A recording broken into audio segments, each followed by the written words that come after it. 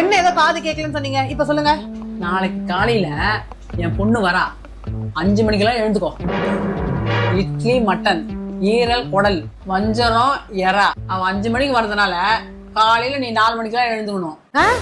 காலையில 4 மணிக்கெல்லாம் எழுந்துக்கணும். என் பொண்ணு வீட்டுக்கு வரா. என்னத்த சொல்றீங்க? ஒண்ணுமே கேட்க மாட்டேங்குது. கேட்காது அத்தை, நீங்க சொன்னது கரெக்ட் அத்தை.